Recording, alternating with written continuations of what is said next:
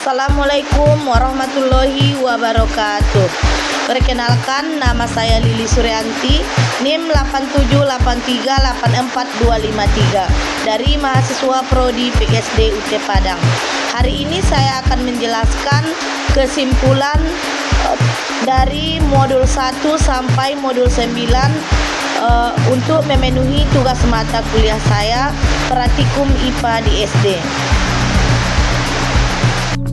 Pertama-tama yaitu ciri makhluk hidup. Kesimpulan dari praktikum yang telah saya lakukan yaitu makhluk hidup memiliki ciri-ciri yang sama, yaitu bergerak dan bereaksi terhadap rangsang, bernapas, memerlukan makan, serta dapat tumbuh dan berkembang.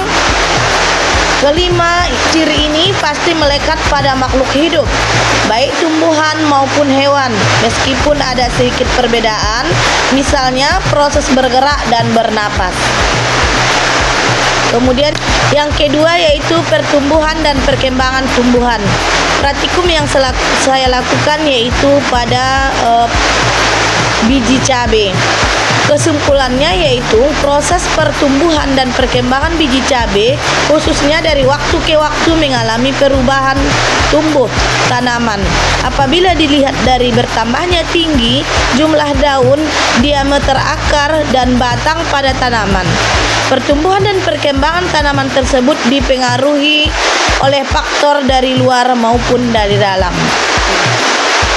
Kemudian yang ketiga praktikum saya yaitu pencemaran lingkungan, yaitu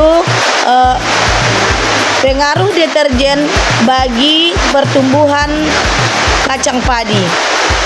Kesimpulan yang saya dapat berdasarkan percobaan yang telah dilakukan dapat disimpulkan bahwa semakin rendah persentase deterjen dalam air, maka perkecambahan kacang hijau akan tumbuh dengan baik. Namun sebaliknya, apabila persentase deterjen semakin tinggi, maka perkecambahan kacang hijau akan terhambat. Kemudian yang ketiga yaitu praktikum uji makanan. Kesimpulan dari praktikum yang saya lakukan, dari 6 bahan makanan yang telah diuji, diketahui bahwa tidak semua bahan makanan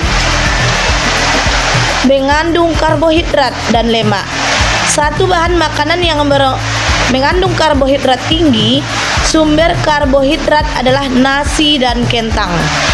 Kemudian yang kedua, bahan makanan yang mengandung lemak tinggi, sumber lemak adalah margarin. Praktikum selanjutnya yaitu gerak.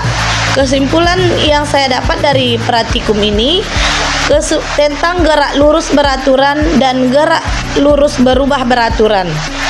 Yang pertama, gerak lurus beraturan, karakteristik kecepatan konstan, artinya tidak ada percepatan. Posisi objek berubah secara linear seiring waktu. Kemudian yang kedua, gerak lurus berubah beraturan. Karakteristik kecepatan berubah secara teratur, baik bertambah maupun berkurang karena adanya percepatan tetap. Selanjutnya yaitu jenis dan bentuk gelombang. Kesimpulannya, gelombang transversal adalah gelombang yang arah getarannya tegak lurus dengan arah perjalanannya. Gelombang transversal bentuknya seperti bukit dan lembah di bawah ini. Gelombang longitudinal adalah gelombang yang arah getarannya searah dengan arah rambatannya. Gelombang memanjang berbentuk rapatan dan regangan.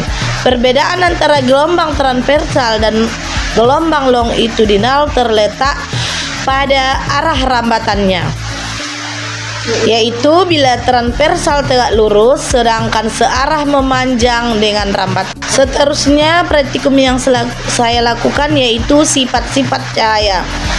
Sifat-sifat cahaya ada 3. Yang pertama, cahaya dapat merambat lurus. Kemudian yang kedua, cahaya dapat menembus benda bening. Kemudian yang ketiga yaitu cahaya dapat dibiaskan. Praktikum selanjutnya yaitu lensa cembung dan cermin cekung. Berdasarkan pengamatan yang telah dilakukan, dapat saya simpulkan bahwa yang pertama, semakin jauh jarak fokus, maka keakuratan atau kekuatan lensa semakin kecil. Kemudian yang kedua, semakin dekat jarak fokus, maka keakuratan atau kekuatan lensa semakin besar. Yang ketiga, titik api lensa positif atau cembung merupakan titik potong berkas sinar bias jika sumber cahaya berada jauh tak terhingga. Kemudian yang terakhir, titik api cermin cekung merupakan titik potong berkas sinar pantul jika sumber cahaya berada jauh tak terhingga. Praktikum bimbingan yang terakhir yaitu kelistrikan. Berdasarkan pengamatan yang telah dilakukan, dapat disimpulkan bahwa yang pertama, cara sederhana untuk memperoleh benda bermuatan listrik salah satunya adalah dengan digosok. Kemudian yang kedua, benda yang memiliki muatan listrik sejenis akan menghasilkan gaya tolak menolak. Kemudian yang terakhir, benda yang memiliki muatan listrik tak sejenis akan menghasilkan gaya tarik menarik.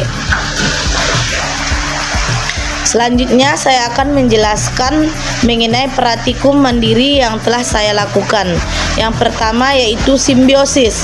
Simbiosis adalah bentuk interaksi antara dua makhluk hidup berbeda jenis.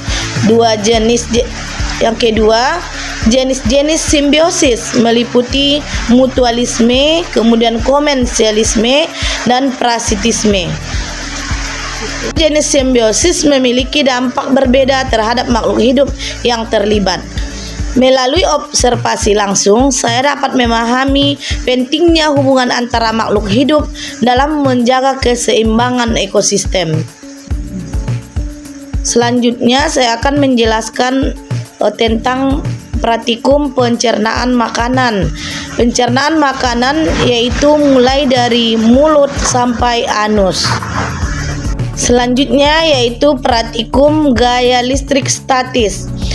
Kesimpulan yang saya dapat yaitu sisir plastik setelah digunakan untuk menyisir rambut kering lalu didekatkan pada potongan-potongan kertas kecil, maka kertas tersebut akan tertarik dan menempel pada sisir. Hal ini terjadi karena gesekan sisir dengan rambut mampu menghasilkan gaya listrik statis. Gaya listrik statis inilah yang menyebabkan potongan kertas tertarik dan menempel pada kertas.